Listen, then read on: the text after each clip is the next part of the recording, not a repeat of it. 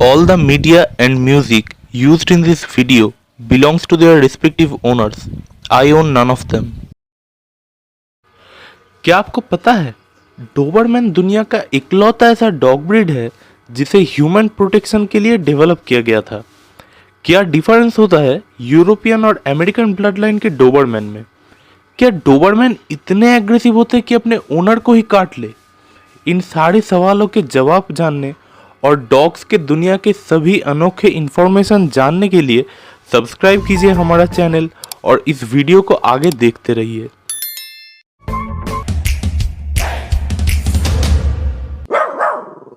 Dobermann एक medium to large size dog होता है जिनका लीन, मस्कुलर और टोन्ड बॉडी और एक इंटिमिडेटिंग लुक इसे बाकी ब्रीड से अलग करते हैं।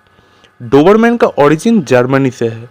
जर्मनी का एक टैक्स कलेक्टर जिनका नाम था कार्ल फ्रेडरिक लुइस डोबरमैन, उन्होंने इस ब्रीड को 1890 में डेवलप किया। उन दिनों जर्मनी के जो टैक्स कलेक्टर्स हुआ करते थे उनको घर घर जाके लोगों से टैक्स के पैसे कलेक्ट करना होता था और कई बार इस काम के चलते रात को पैसों से भरा झोली लेके इनको चलना पड़ता। लुटेरे अक्सर इनको चोट पहुंचा के या जान से मार के इनके पैसे लूट ले जाते थे। तब लुइस डोबरमैन ने सोचा क्यों ना एक ऐसा गार्ड डॉग डेवलप किया जाए ताकि लुटेरों का हिम्मत तक ना हो आसपास भी भटकने का। इसी काम को अंजाम देने के फिराक में Carl Lewis famous dog breeds के ऊपर काम करना शुरू किए। आज के दिन में भी हम डोबरमैन को छोड़ के जितने भी गार्ड डॉग्स देखते हैं उन्हें usually as a hunting dog, herding dog, livestock protection dog या फिर डॉग फाइट के लिए ब्रीड किया जाता था। एग्जाम्पल के लिए आप पिटबुल को ही देख लीजिए जिनको पिट्स में यानी रिंग में बुल से फाइट करवाने के लिए इस्तेमाल किया जाता था, या फिर रॉटवाइलर जिनके पूर्वजों को ग्लैडिएटर्स के साथ लड़वाया जाता था। और बात करें जर्मन शेफर्ड की जिसे भेड़ बकरियों को शिकारियों से, उल्फ से, फॉक्सेस से बचाने के लिए यूज किया जाता था। लुइस डोबरमैन चाहते थे कि उनके बनाए हुए गार्ड डॉग में एक इंटिमिडेटिंग अपीयरेंस रहे जिसे देखकर ही लुटेरे भाग जाए, और दूसरा इनका एजाइल होना यानी फुर्तीला होना बहुत ज़रूरी है। साथ ही चाहिए रफ्तार ताकि लुटेरे भाग ना सके। और इस डॉग का लॉयल, फेयरलेस, इंटेलिजेंट और बहुत अलर्ट होना ज़रूरी है। और इसी के चलते कई सारे फेमस डॉग ब्रीड्स को आपस में इनब्रीडिंग कराया गया।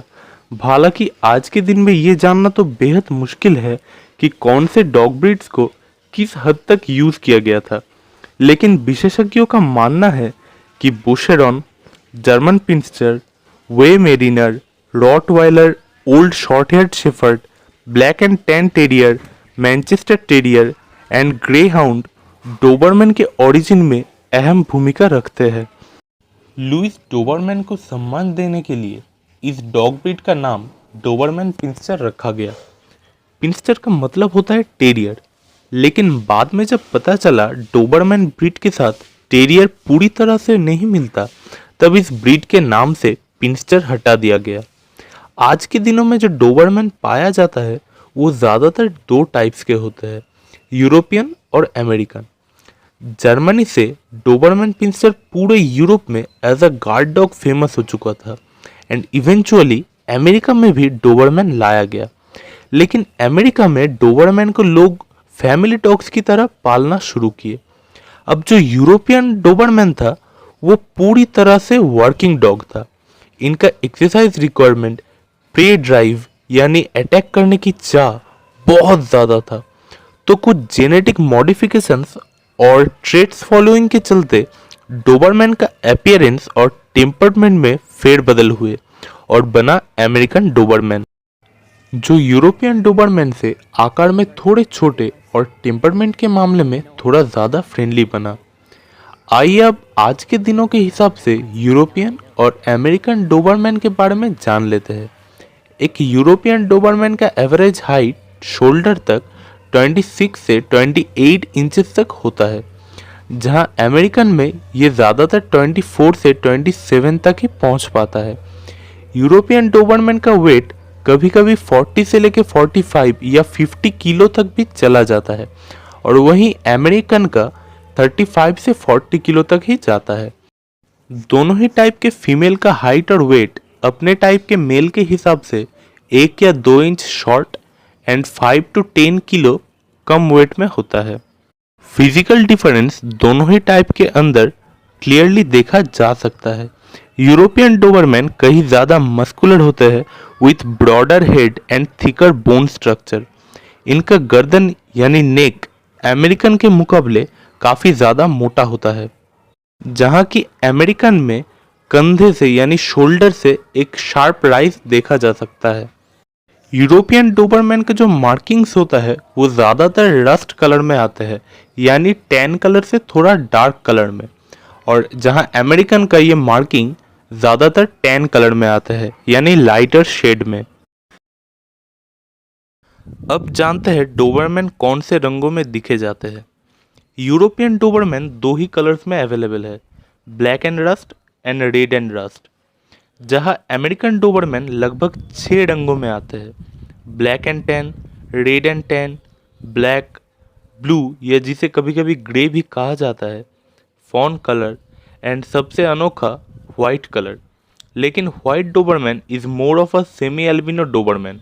इनके मार्किंग्स थोड़ा बहुत नज़र आते हैं। कभी कभी डोबरमैन के चेस्ट एरिया पर एक वाइट पैच आ जाता है। इसका मतलब ये नहीं कि वो पप्पी प्योर ब्रीड नहीं है। एक प्योर ब्रीड डोबरमैन के भी चेस्ट एरिया पर कभी कभी वाइट पैचेस आ सकते हैं। अगर बात किया जाए टेम्परमेंट का, तो यूरोपियन डोबरमैन का एक्सरसाइज रिक्वायरमेंट एक अमेरिकन डोबरमैन के मुकाबले कहीं ज़्यादा होता है, तो इनको डेली बेसिस पे 3 to 4 mile walk-ins, running, sprinting and moderate amount of swimming बहुत ज़रूरी है। इनका एनर्जी ठीक से चैनलाइज ना हो तो कहीं ज़्यादा डिस्ट्रक्टिव बिहेवियर यानी एग्रेशन शो करते हैं और उन्हीं के चलते स्क्रैचिंग या अनकंट्रोल्ड बार्किंग देखा जा सकता है। और इसी एग्रेशन के चलते ये कभी कभी राह चलते लोगों को, अपने परिवार वालों को या घर में घूमने आए गेस्ट को या अपने ओनर को भी काट लेते हैं। ऑन द अदर हैंड, अगर आपके घर में एक मीडियम साइज्ड गार्डन हो या फिर लार्ज एरिया हो खेलने के लिए और आप दिन में कम से कम 2 बार अपने डोबरमैन को घुमाने ले जा सके, तो आप आसानी से एक अमेरिकन डोबरमैन को घर में रख सकते हैं। दोनों ही टाइप के डोबरमैन को अपने घर के बच्चे या बूढ़ों के साथ आसानी से रखा जा सकता है। ये अपने परिवार के प्रति बहुत ज़्यादा लॉयल, अलर्ट और प्रोटेक्टिव होते हैं। हालांकि ज़्यादा बड़ा शरीर और ज़्यादा बाइट फोर्स के चलते यूरोपियन डोबरमैन को अमेरिकन डोबरमैन के मुकाबले ज़्यादा अच्छा गार्ड डॉग माना जाता है, और पुलिस या मिलिट्री वर्क के लिए भी यूरोपियन डोबरमैन को ही ज़्यादातर प्रेफर किया जाता है। लेकिन आप डॉग शोज में पार्टिसिपेट करना चाहते हैं तो मेरा सजेशन ये है कि आप अमेरिकन डोबरमैन पालें, क्योंकि आजकल अमेरिकन डोबरमैन को डॉग शोज में ज़्यादा प्रेफरेंस दिए जाते हैं। यहाँ तक कि फॉरेन जजेस भी यूरोपियन डोबरमैन के मुकाबले अमेरिकन डोबरमैन को ज़्यादा पसंद करते हैं।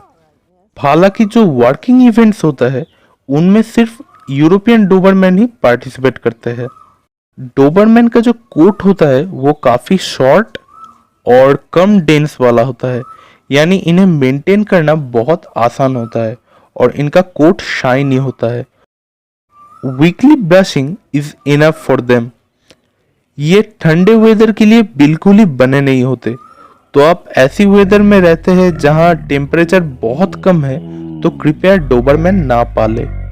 और इसी के वजह से आजकल डोबरमैन से ज़्यादा बेल्जियन मैलिनोआ या फिर जर्मन शेफर्ड का यूज़ किया जाता है सर्विस डॉग्स के लिए, यानी पुलिस और मिलिट्री में, क्योंकि ये हर तरह के वेदर में सूट कर जाते हैं।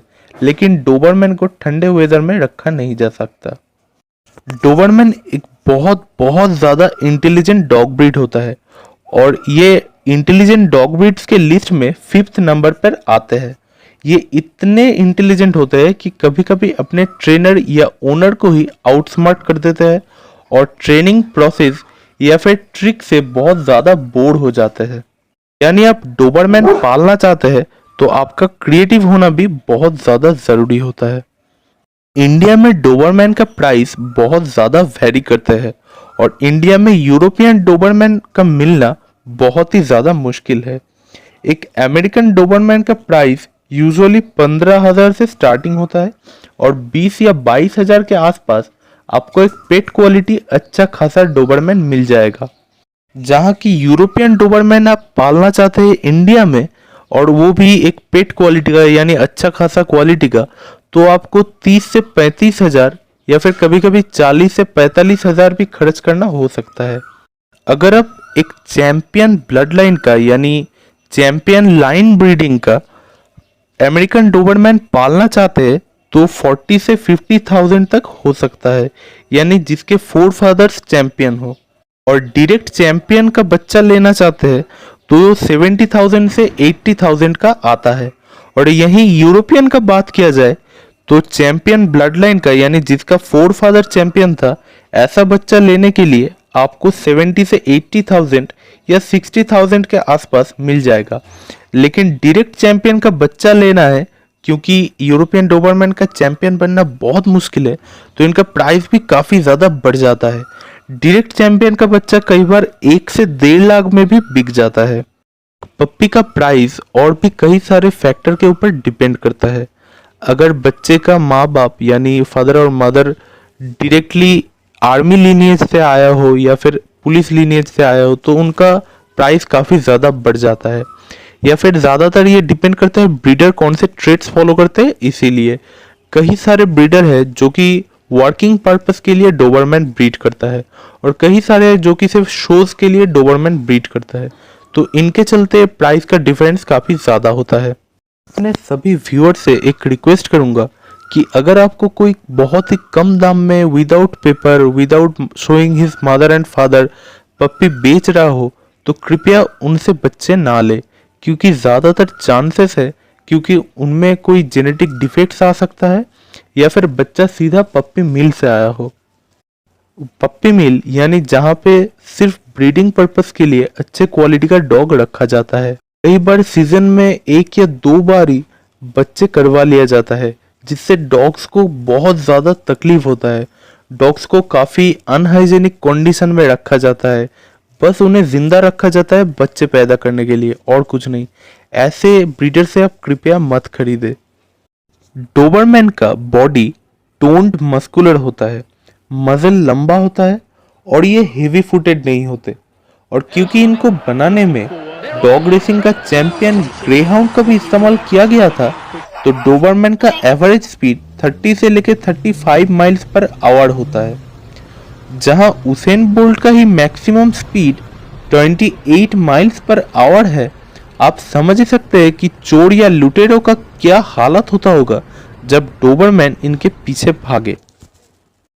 डोबरमैन का बाइट फोर्स 228 पाउंड्स होता है, जहां की जर्मन शेफर्ड का 238, पिटबुल का 235 और रॉटवाइलर्स का 328 पाउंड होता है। लेकिन डोबरमैन का बाइट इन सभी के मुकाबले ज़्यादा खतरनाक होता है, क्योंकि ये सीजर बाइट करते हैं, यानी रिपीटेडली विक्टिम को काटना। बाकी डॉग्स ज़्यादातर काट के पकड़ बनाए रखते हैं, डोबरमैन वहां पर बार बार काट के विक्टिम को बाकी डॉग्स के मुकाबले 5 से 7 गुना ज़्यादा नुकसान पहुंचा सकता है। लेकिन ये भी सही ट्रेनिंग मिलने से पकड़ बनाए रखने वाला काटना सीख सकते हैं, जो कि पुलिस या मिलिट्री वर्क के लिए बहुत ज़रूरी होता है। अब बात करते हैं डोबरमैन के ईयर क्रॉपिंग या एंड टेल डॉकिंग के बारे में। तो जो टेल डॉकिंग या ईयर क्रॉपिंग होता है, इनका कोई भी मेडिकल रीज़न नहीं होता, ये बस लोग दिखावे के लिए करते हैं। जब पहली बार डोबरमैन को इस दुनिया में लाया गया तो कर्ल लुइस डोबरमैन ने इस डॉग ब्रीड का ईयर काटना ठीक समझा और टेल डॉग करना, ताकि एक इंटिमिडेटिंग लुक्स दे सके।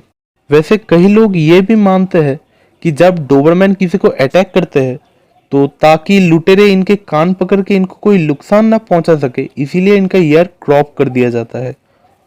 टेल डॉकिंग का एक रीज़न ये भी है क्योंकि इन्हें गाड़ियाँ खींचने के लिए भी इस्तेमाल किया जाता था। तो आप समझ ही सकते हैं कि गाड़ियाँ खींचने के लिए कई सारे डोबरमैन्स को लाइन में खड़ा कर दिया जाता था और कई बार ये होता था कि अगर इनका पूंछ काफ़ी बड़ा होता है, अगर टेल डॉक ना किया जाए तो गाड़ी का जो पहिया होता है अगर ये इनके पूंछ के ऊपर चढ़ जाए तो आप समझ ही सकते हैं इनको कितना दर्द होगा। तो और फिर ये भी हो सकता है कि कभी कभी पीछे वाला जो डॉग है वो सामने वाले डॉग के पूंछ के ऊपर पैर रखते, उससे भी काफ़ी चोट पहुंच सकता है। इसीलिए वर्किंग पर्पस के लिए भी इनका टेल डॉग कर दिया जाता था और इसी रीजन के चलते रॉटवाइलर के भी टेल डॉग किया जाता था। बाकी आज के दिनों में अगर आप टेल डॉग ना करें या ईयर पोस्टिंग ना करें तो कई लोग समझ ही नहीं पाएंगे कि ये डोबरमैन है, और इसी रीजन के चलते कई लोग टेल डॉकिंग और ईयर क्रॉपिंग करवा देते हैं, लेकिन इनसे कहीं ज़्यादा इन्फेक्शन के भी खतरा रहता है। तो मैं रिक्वेस्ट करूंगा कि ऐसा आप ना करें, और इंडिया में भी ये लीगली बैन हो चुका है।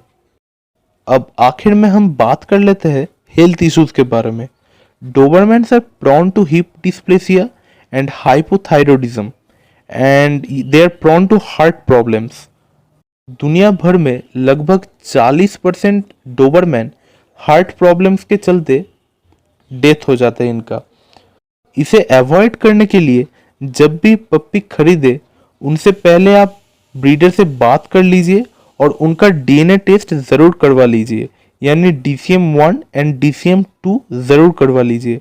और भी जो टेस्ट करना आप ठीक समझे वो आप करा लीजिए। मैं स्क्रीन में भी एक सजेशन दे दूंगा कि पप्पी खरीदने से पहले कौन सा टेस्ट करवाना ज़रूरी है, और इनमें से एक भी रिजल्ट अगर पॉजिटिव आए तो कृपया उस पपी को ना खरीदे, क्योंकि बाद में जाके ये बीमारी इनको मार सकता है।